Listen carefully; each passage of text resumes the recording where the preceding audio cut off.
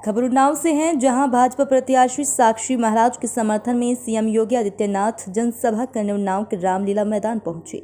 CM Yogi Adityanath ने भारत माता की जय के साथ संबोधन शुरू किया। उन्होंने कहा कि 3 चरणों में चुनाव हुए हैं, 9 राज्यों में प्रचार के लिए मुझे जाना पड़ा है। लोग कह रहे हैं कि जो राम को लाए हैं हम उनको लाएंगे, राम के बगैर हमारा कोई नहीं है। घर में मांगलिक कार्यक्रम होता है तो राम का स्मरण होता है, अंतिम यात्रा निकलती है तो राम राम कहकर ही यात्रा निकलती है। 500 वर्षों में पहली बार अयोध्या में होली भी खेली गई, जन्मोत्सव मनाया गया और वहीं दीपावली भी मनाएंगे। समाजवादी पार्टी कहती है कि राम मंदिर बेकार बना है। मैं पूछना चाहता हूं कि क्या वह ये कह सकते हैं कि कोई मस्जिद बेकार बनी है? नहीं कहेंगे, क्योंकि यह रामद्रोही है। इन लोगों ने राम भक्तों पर गोली चलवाई है। राम भक्तों पर गोली चलवाने वाले लोग हैं। बड़ी बेशर्मी के साथ आतंकवादियों के मुकदमे वापस लेने का भी काम करती हैं। आपने दृश्य देखे होंगे, जब आतंकी हमले हुए थे, जो पकड़े गए थे उनके मुकदमे को सपा सरकार में वापस लेने का काम कर रहे थे। तब कोर्ट ने टिप्पणी की थी कि न्यायपालिका मूकदर्शक बनी रही होगी।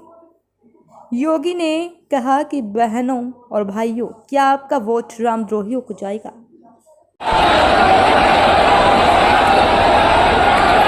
शास्त्र और शास्त्र की पावन धरा उन्नाव को मैं कोटि कोटि नमन करते हुए आप सभी उन्नाव वासियों का मैं हृदय से स्वागत करता हूं, अभिनंदन करता हूं। मंच पर उपस्थित लोकप्रिय सांसद और भारतीय जनता पार्टी के प्रत्याशी डॉक्टर सच्चिदानंद हरि साक्षी जी महाराज, भारतीय जनता पार्टी के जिला के अध्यक्ष अवधेश कटियार जी, जिला पंचायत अध्यक्ष श्रीमती शकुन सिंह जी, हमारे माननीय विधायक श्री पंकज गुप्ता जी, बंबालाल दिवाकर जी, ब्रजेश रावत जी, श्रीकांत कटियार जी, अनिल सिंह जी, आशुतोष शुक्ला जी, विधान परिषद सदस्य रामचंद्र प्रधान जी, लोकसभा प्रभारी सौरभ मिश्रा जी, संयोजक भगवती रावत जी, बार एसोसिएशन के अध्यक्ष सतीश शुक्ला जी, भारतीय जनता पार्टी के सभी हमारे पदाधिकारीगण और भारी संख्या में उन्नाव के सभी मेरे उपस्थित बहनों और भाइयों, लोकसभा चुनाव के चतुर्थ चरण का प्रचार आज सायंकाल बंद होने वाला है। 3 चरणों के चुनाव हुए हैं। 9 राज्यों में मुझे भी प्रचार के लिए जाना पड़ा है, लेकिन मैं कह सकता हूं पूरे देश के अंदर एक ही आवाज गूंज रही है, और वह है कि फिर एक बार। और जब जनता से मैं पूछता हूं बार बार कि भाई आखिर क्यों, तो कहती है जो राम को लाए हैं हम उनको लाएंगे। पूरे देश में आप उत्तर में कश्मीर चले जाइए या दक्षिण में तमिलनाडु चले जाइए, पूरब में आप अरुणाचल प्रदेश और उड़ीसा तक चले जाइए या पश्चिम में महाराष्ट्र पहुंच जाइए, हर ओर एक ही स्वर गूंज रहा है कि जो राम को लाए हैं हम उनको लाएंगे। राम के बगैर कोई हमारा काम भी नहीं। उड़ते हैं, जागते हैं, सोते हैं, सब राम के नाम पर काम। घर में मांगलिक कार्यक्रम होता है, अखंड रामायण,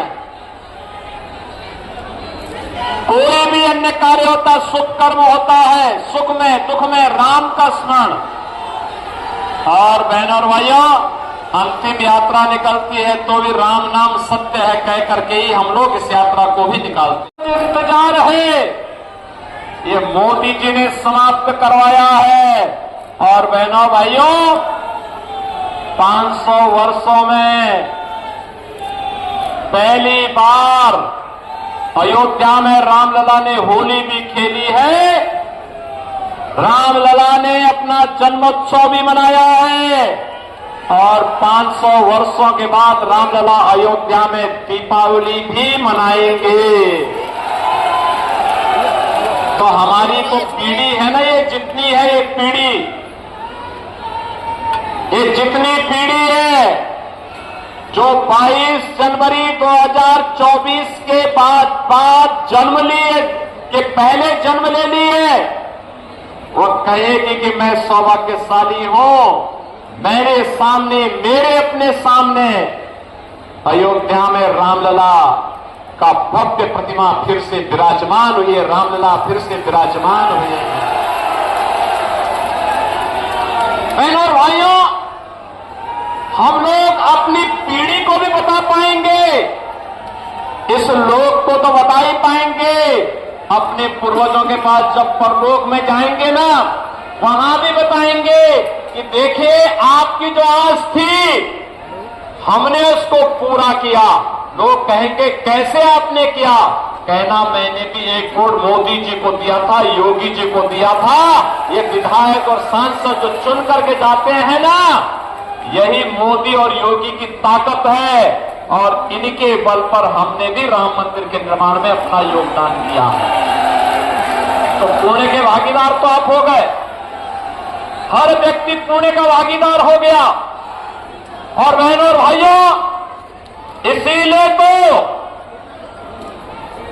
एक और इस चुनाव में राम भक्त है और दूसरी तरफ रामद्रोही है।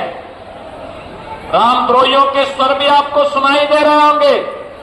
कोई कहता है राम मंदिर भारत के अंदर नहीं बनना चाहिए, ये कांग्रेस के बुद्धिदाता है। समाजवादी पार्टी कहती है, समाजवादी पार्टी कहती है, क्या कहती है समाजवादी पार्टी? कहती है राम मंदिर बेकार बना है। आप मुझे बताओ, मैं पूछना चाहता हूं समाजवादी पार्टी से, क्या वह किसी मस्जिद को कह सकते हैं क्या कि यह मस्जिद बेकार बनी है? क्या उनमें हिम्मत है क्या? वह राम मंदिर पर उंगली उठाते हैं, ये रामद्रोही हैं, क्योंकि इन लोगों ने राम भक्तों पर भी गोलियां चलाई थी। ये राम भक्तों पर गोली चलाने वाले लोग हैं और बड़ी बेशर्मी के साथ आतंकवादियों पर दायर मुकदमों को वापस लेने का काम भी करते हैं। आपने वो दृश्य देखे होंगे। बहनों और भाइयों, जो पीढ़ी आज 35-40 साल की होगी, उसको याद होगा जब 2005 में, 2007 में अयोध्या में राम जन्मभूमि पर, काशी में संकट मोचन मंदिर पर, अयोध्या, लखनऊ और वाराणसी की कचहरियों पर और सीआरपीएफ कैंप रामपुर पर हमला हुआ था। आतंकी हमले हुए थे। आतंकी हमलों के लिए जो अपराधी पकड़े गए, जो आतंकवादी पकड़े गए, उन आतंकवादियों पर मुकदमों को समाजवादी पार्टी ने अपनी सरकार के समय वापस लेने का प्रयास किया, भव्य स्वरूप देने का कार्य हो। ये वही सरकार, प्रदेश वही, तंत्र वही, केवल पार्टी बदली है तो परिवर्तन भी दिखाई दे रहा है, परिवर्तन भी दिखाई दे रहा है। बहनों और भाइयों, समाजवादी पार्टी की यारी तो माफिया से है, वो माफिया के अंदर सोच ही नहीं सकते। याद करिए, सर्वदेव कल्याण सिंह जी उत्तर प्रदेश के मुख्यमंत्री थे, राजस्थान के गवर्नर भी थे, वे दिवंगत हुए। समाजवादी पार्टी ने संवेदना के एक भी शब्द नहीं व्यक्त किए, एक भी शब्द व्यक्त नहीं किए। मुलायम सिंह जी की मृत्यु हुई, मैं स्वयं उनकी जन्मभूमि पर उन्हें श्रद्धांजलि देने के लिए गया था। लेकिन बहनों और भाइयों, वही अभी हाल ही में एक माफिया मरा, समाजवादी पार्टी के अध्यक्ष, और पूरी समाजवादी पार्टी मातम मनाने के लिए गई थी। और इसीलिए मैं आपसे कहने के लिए आया हूं, जो लोग हमारे महापुरुषों का अपमान करते हो, हमारे आराध्य देवों का अपमान करते हो, विकास में सेंध लगाते हो, प्रदेश को दंगाग्रस्त करने का कार्य करते हो, क्या उनको सत्ता में आने का अधिकार होना चाहिए क्या? बहनों और भाइयों, आज उत्तर प्रदेश में माफिया और अपराधियों के खिलाफ जो कार्रवाई हुई है, आज उसका परिणाम है कि उत्तर प्रदेश में दंगा नहीं होता, कर्फ्यू नहीं लगता, बल्कि उत्तर प्रदेश में माफिया नहीं, आज महोत्सव का प्रदेश बन गया है। अयोध्या में दीपोत्सव, मथुरा वृंदावन में रंगोत्सव, आपके काशी में देव दीपावली, और कर्फ्यू का स्थान भव्य कावड़ यात्रा ने ले लिया है। कावड़ यात्रा अब बमबाजी नहीं होती है, कावड़ यात्रा में हर हर बम बम का नारा लगा करके कावड़ यात्रा झूमते हुए निकलते हैं। कोई सुरक्षा में सेंध लगाने का तो साहस नहीं कर सकता है। और इसलिए बहनों और भाइयों, आज मैं आपके पास आया हूं प्रचार के लिए। आपके पास चुनाव प्रचार के लिए केवल आपके पास आज का समय और कल का समय है। केवल 2 दिन का समय भी पूरा नहीं, 2.25 दिन का समय है। ये 2.25 दिन का समय देश के लिए दीजिए। देंगे? मोदी जी के लिए देंगे? बाबा जी का प्रतिनिधि बनकर के घर घर जाएंगे? जाएंगे? कमल खिलाने का काम फिर से उन्नाव में करेंगे? बहनों और भाइयों, केवल चुनाव जीतना ही नहीं है, गत चुनाव से ज्यादा वोटों से बाबा को चुनाव जिता के भेजना है। सहमत हैं? जिता करके भेजेंगे।